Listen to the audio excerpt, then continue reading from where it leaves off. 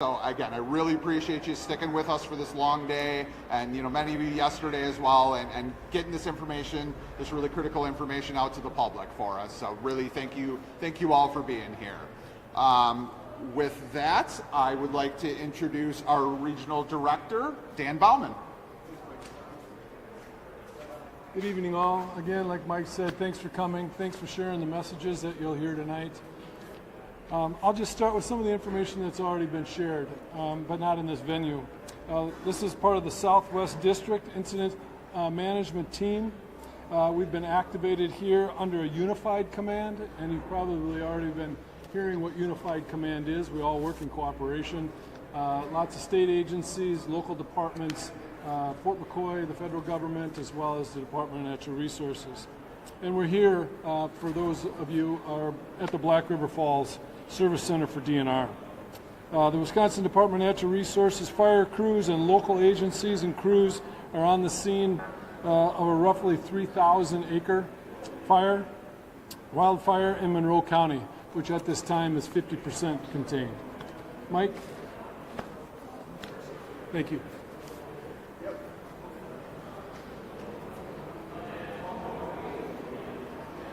Good evening, ladies and gentlemen. My name is Chris Hansen. I'm with the Fort McCoy Public Affairs Office. I'm here to introduce our tonight's speaker.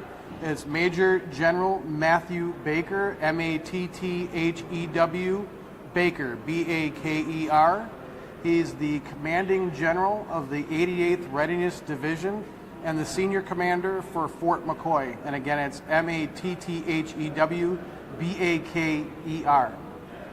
Sir.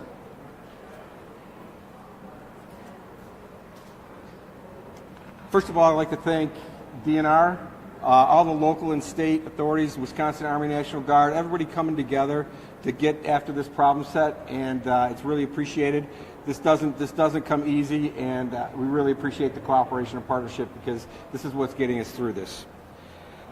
We would like to extend our sincerest condolences to those who have been displaced, lost property, have otherwise been affected by this incident. The United States Army and Fort McCoy value the long-standing relationships with our local communities and our neighbors, and look to continue this bond. Our soldiers and civilians are part of the community, so this is part of them as well as they fight through this. The exact cause of the fire is still unknown at this time. We do know that we were doing prescribed burns. Risk assessments were done, evaluations were done. We have no further confirmation of how this is going, but we are going to do really in-depth investigation on this and walk it back. But our focus right now is to ensure the safety of personnel, safety of property, and get this contained and put out.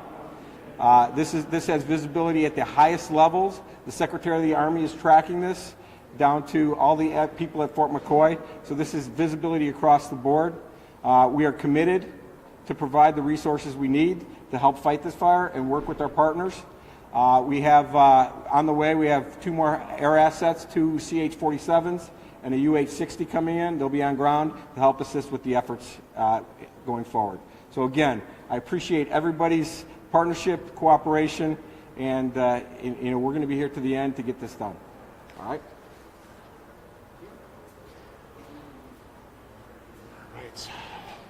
So just another quick update. So if you haven't seen on social media recently, as of about an hour and a half ago, we did have an additional 85 structures that became threatened by the fire, and there was an evacuation that occurred. That's from Arcadia Ave to Highway 12, Highway 12 to EW, and EW to E, and then E back to Century Ave. So that has happened. The evacuation center has been moved at this point because of those 85 residences, so we have enough space. So the new evacuation center is the Lunda Center, which is at 405 State Highway 54 here in Black River Falls. So just wanted to share that information with all of you that happened recently. So that's a new development. So it's that evacuation center will be opening at 7:30 p.m. With that, we are going to open it up to questions. So if everybody would come back up, please. feel free to let us know if you have a question you'd like answered. If the fire risk was so high, why were prescribed burns being done? All right, I'll do that. Prescribed burns were going on all week, and I'll get over here. Prescribed burns were going on all week, and then the threat started to rise. And when we started on Monday, we did the South Post, and we did a major burn on the North Post. And then Wednesday, we came upon, there was a minor burn going on at that time. That's why we're looking at that's why we're going to investigate what the cause of this and go into more detail. So, and one of the reasons is that this is the height of the training season. We have over 2,000 soldiers coming into the base, and prescribed burns really set the conditions. And there's going to be a lot of live fire going on, and instead of the ammunition and the tracers starting the impact area and having a very uncontrolled burn, this is a measure that we take to set the conditions so that we have successful training throughout the year and don't have issues like this. Over. Do you have an estimate on how long it will take to contain the fire? I'm going to turn that over to Mike. Yeah, so at this point, the fire is about 50% contained. That's held relatively steady throughout the day. We've been anywhere between 46 and 50%. The good news is, we were in red flag conditions today, so, high winds, high temperatures, very low relative humidity. So the fact that we're holding it and continuing to gain containment is a really great sign. Because you've been sitting at that 46 to 50% containment, do you feel like you're having success with the fire at this point? Absolutely, yeah. So it's always a bit of a moving target. Things change hour to hour. So we've got plenty of resources out there.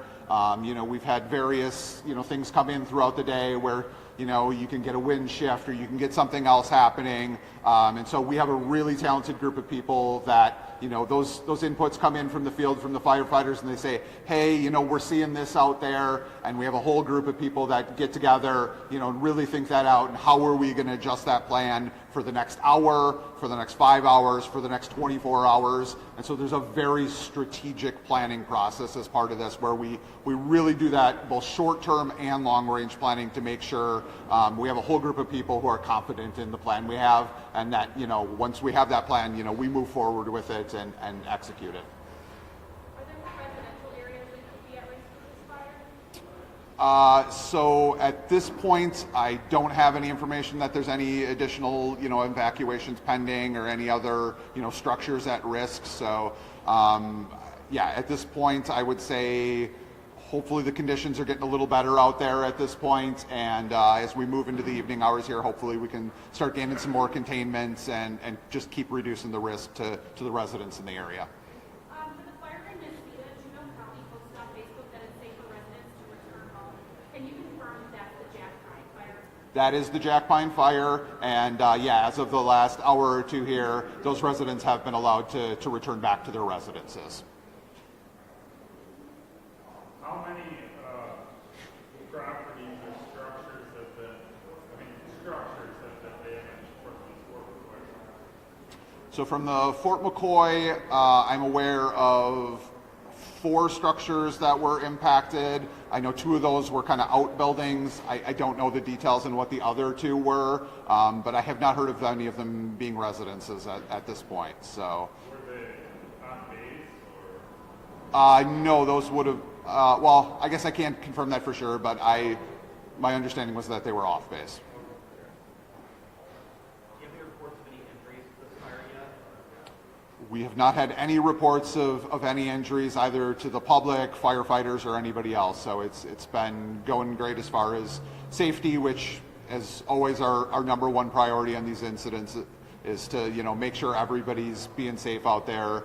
And so I appreciate all of you who've worked with me over the last couple of days. We've had really good connection on where can we go, where can we not go. So that's been great. Appreciated everybody. You have a lot of departments at play here working with Fort McCoy, with all the different fire departments, DNR. Can you talk a little bit about the communication between all of these folks? Yeah, so that's really one of the biggest reasons why we set up why we bring in an incident management team to manage this. So we have multiple sections within this. There are what we call liaison officers. Their entire job is just to make connections with people, with local officials, with all kinds of groups of people. We have, operations people, so they're connecting with all the different fire departments. We have tracking resources all over the place back here. So every firefighter, piece of fire equipment, they always come here first. They check in. We know exactly how many people. We give them an assignment. They go out. We know exactly where they are. When they're done for the day, they come back, they demobilize, and we make sure everybody's safe, and everybody's, doing the job they're assigned to do. So it's a very structured process to make sure that, nothing's falling through the cracks. If you can talk a little about the process of bringing in someone delayed, is it like starting with a small radius, working out? Is it, how do you pick and choose, especially like we were talking earlier, fire risk is so high across so many areas, not especially resources of these smaller fire departments that have their own areas. Correct. Yeah, exactly. So that's a really important piece of kind of what's going on behind the scenes.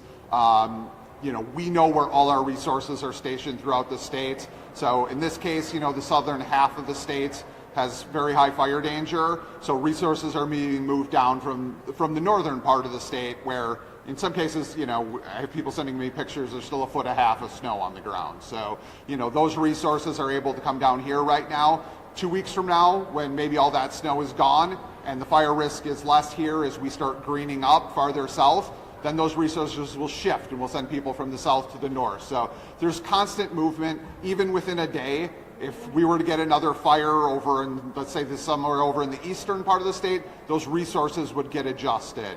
On a fire like this, if there's not a bunch of other fires, maybe we can bring in a few more resources to work in an evening when we maybe wouldn't otherwise have those resources. So it's a constantly moving target. But again, there's a room full of people who are strategically thinking about this and making sure that there's a backup in every location and there's a backup to the backup should it be needed.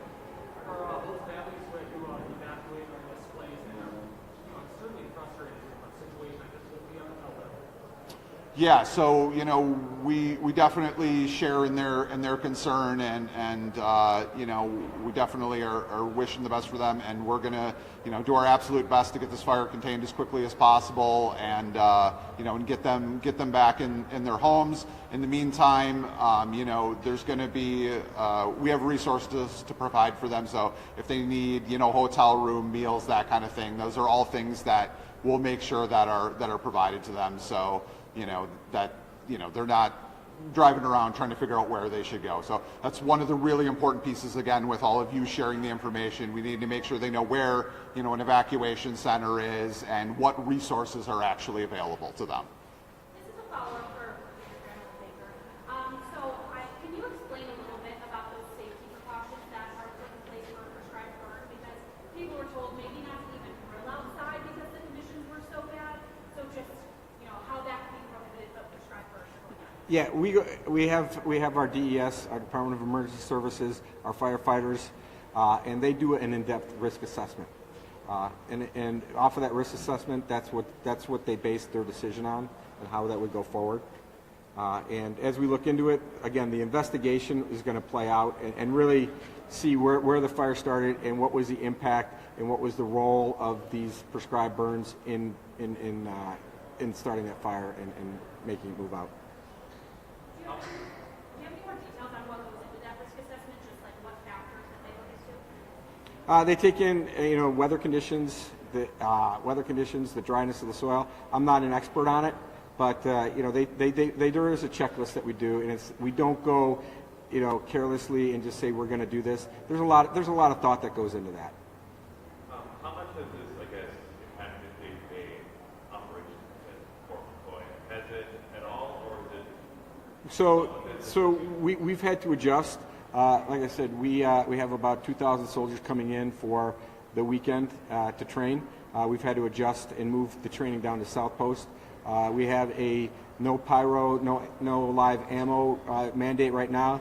That means that there will be no pyrotechnics anywhere on Fort McCoy for training for two reasons. One, we don't want to start another fire. And two, our resources are dedicated. Our fire resources are dedicated right now to fighting this fire, and we don't want to start anything else. Is there any long-term effects from this fire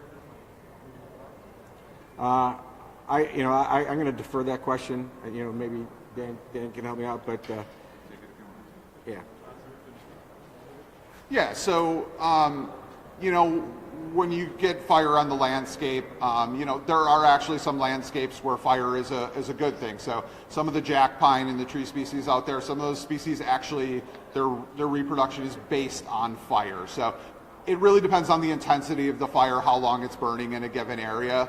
But DNR and in our work with our partners, we have a lot of very skilled people at doing forest management, at doing barrens management, at doing prairie restoration, stuff like that. So while it's not a short process to restore a given area, we're very used to making these plans and restoring these habitats back to what they were before a fire occurred. So, I was going to say before, as part of the other answer, every kind of time we have a fire like this, we do what's called an after-action review. So we'll get everybody together who had anything to do with it.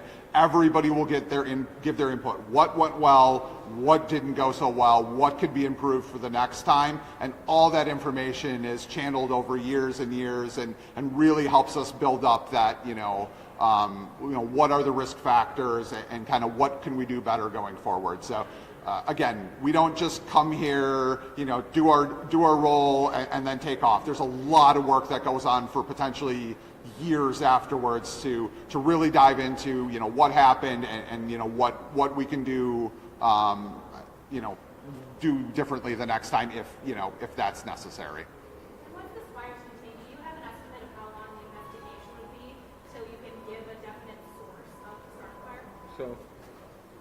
So in the Department of Defense, we do what we call 15-6 investigations, where somebody's assigned, and the investigation will be very in depth. It'll be very lengthy. There will be interview processes, the analysis. They'll go with experts coming on site to do the analysis, and I don't have a definitive timeline of when that will be done. But again, this is at the highest levels, and it's not going to be just brushed away. We are going to do that, and then through FOIA requests, we can get you that information. A good time for 2 more questions. So if anybody has a couple. Do you have an estimate on how many first responders helping out with these fires in the next 2 days?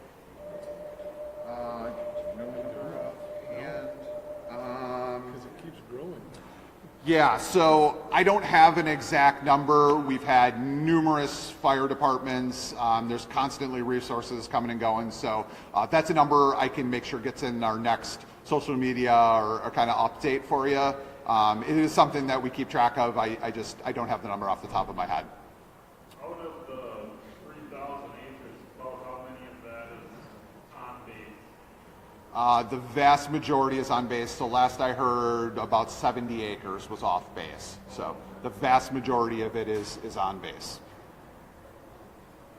One more question from anybody? Quick question. So there was a fire weather watch issued on Tuesday. So with that being said, if you have a fire weather watch, does that stop all prescribed burn operations, or do you guys have your own criteria, or how does that? Yeah, we fall under different mandates, being a federal installation. So there are different regulations that apply to a federal installation versus state land. All right, well, again, I want to thank you all for being here.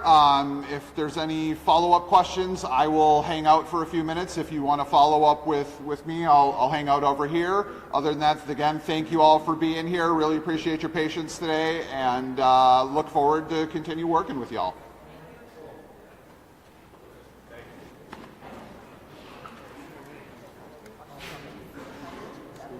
Yeah, absolutely.